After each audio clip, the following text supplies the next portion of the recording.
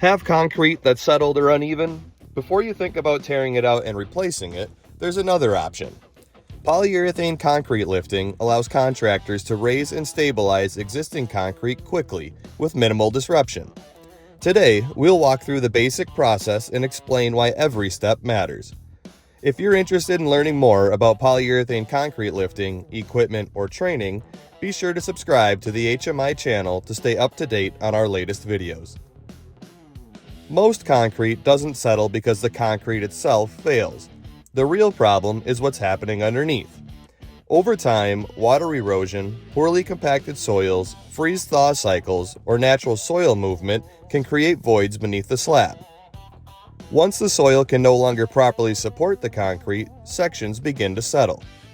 The goal isn't just to lift the slab, it's to restore support beneath it. If you're considering adding polyurethane concrete lifting to your business, or you're looking to improve your current process, HMI has training, equipment, and technical support to help you succeed. Step 1. Drill. The first step is drilling a series of small injection holes through the concrete. These holes aren't placed randomly. Contractors carefully position them based on the size of the slab, where the concrete is settled, and how they want the slab to move during lifting. Proper hole placement allows the polyurethane foam to reach the areas that need support while giving the contractor better control over the lift. Every slab is different, which is why planning your injection pattern is such an important part of a successful repair.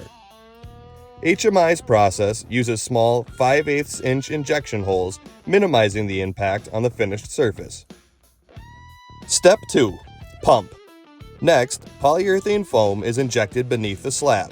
The material starts as a liquid and expands into a rigid structural foam within seconds. As it expands, it fills voids, helps improve the support beneath the slab, and gradually lifts the concrete back toward its intended elevation. Rather than trying to lift everything at once, contractors work with controlled, incremental injections. This allows them to monitor the slab's movement in real time and make adjustments for a smooth, precise lift.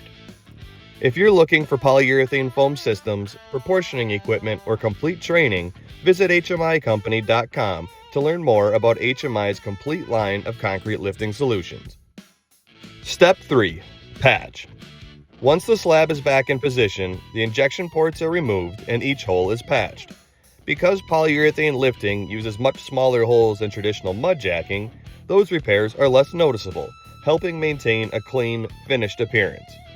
It's a simple final step, but one that leaves the concrete ready to return to service quickly.